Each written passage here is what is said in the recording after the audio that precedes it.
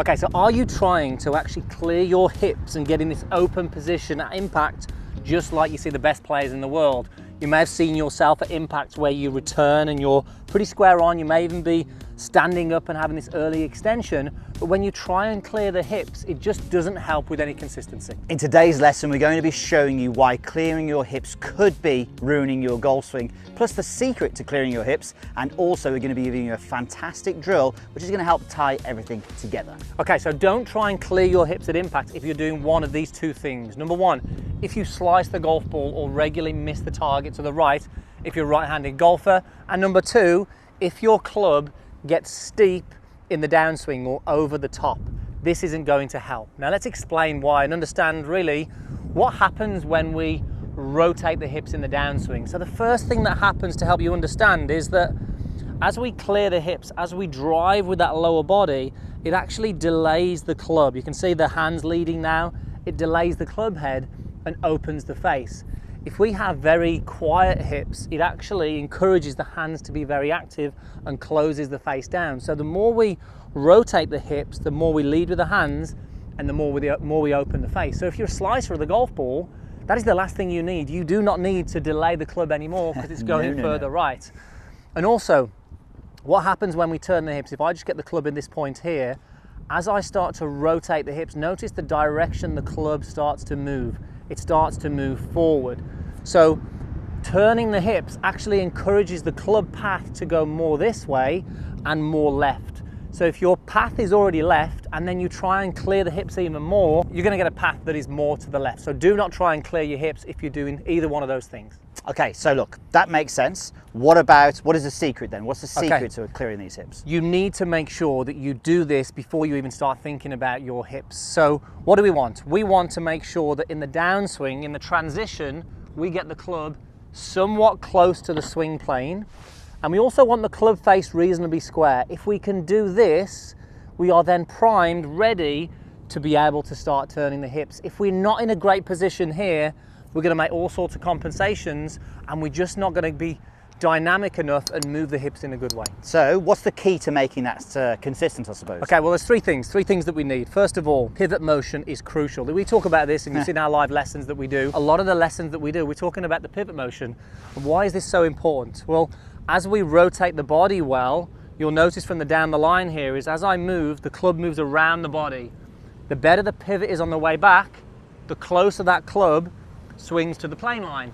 If I have a poor pivot where I just pick the hands and arms up, my club there now is nowhere near that plane line and it's going to be more steep. Again, we can't use the body from there, it just doesn't want to work. We'll start making compensations. So pivot motion is key. The second thing is a good synchronization of the arms, the hands, the club and the body. What do we mean by that? Well, we want to make sure in the backswing that it's all working together. You'll see when I'm doing this, look, everything's working together here. I get to the top of the swing at the same time as the club head, the body and the hands and the arms. What we see so often is that the club head or the arms are moving independently of the body and we get this out of sequence on the way back where the arms might go long and then on the way down we have to be out of sequence again. If we can have a good sequence of the backswing on the way back with this nice wide arms, it helps us really use the body in a great way on the way down. And then we've got the third thing, probably the most important thing in the golf swing, this thing here, the club face. We need to have a relatively square club face at the top of the swing. So if I go to the top of the swing here, what we'll notice is a square club face is when the leading edge is somewhat close to my lead forearm. This is going to be an open face. This is disastrous. We do not want to clear the hips if we're there. This is going to be a closed face. If we can have it relatively parallel to the lead forearm, slightly stronger is okay, but if we can get that in that great position, it primes us ready. Look, we've been coaching a long time.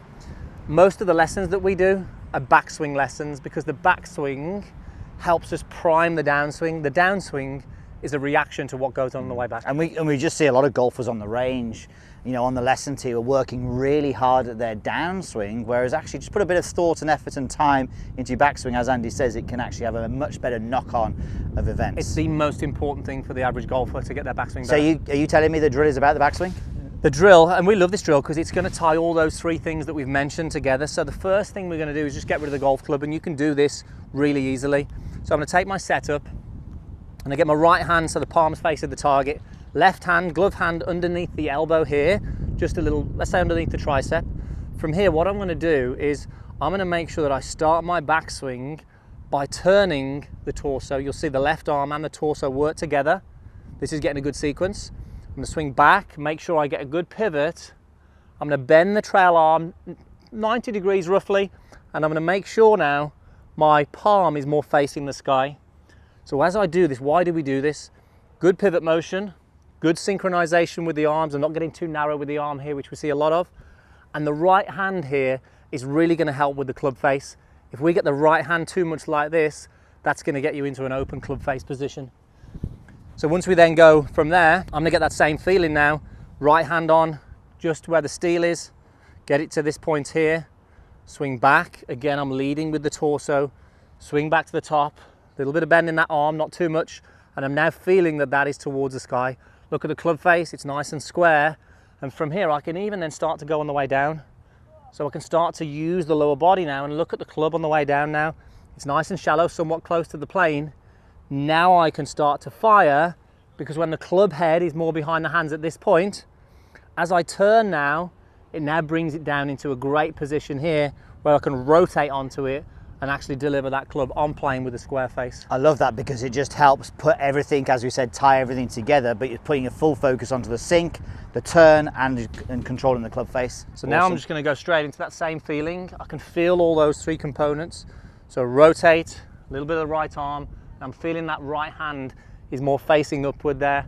From here, I can start to rotate. Let me hit a shot, hit a couple of shots here as well. It's interesting that my hip rotation isn't massive, and we'll talk about that in a minute as well. Again, a reasonable shot there. And what we're saying here as well is that you do not need to look like a tour pro. You do not need to look like a tour pro to play good golf. The key thing for you is, can you get the club shaft somewhat close to plane with a relatively square face? If you can do that, it's going to help you move the body in a good way. But you might have 20 degrees of impact, 15 degrees. That's enough. It just depends on the person. We're all very, very different. So don't stress about trying to get it to look good. Focus on what we've just talked about, getting the backswing primed and getting that club close to plane. It's much more important to get your arms synced to your body in the backswing than it is to get your hips open on the downswing. Very nice. Now look, obviously we've done all this work with the iron, but it's exactly the same with the driver. Yes, it is, and that drill is really going to help, so make sure you give it a go. Now, if you enjoyed this, then make sure you hit the like, and if you want more coaching from myself and Piers, click here to go to meandmygolf.com or simply download the Meandmygolf app. Thanks again, guys.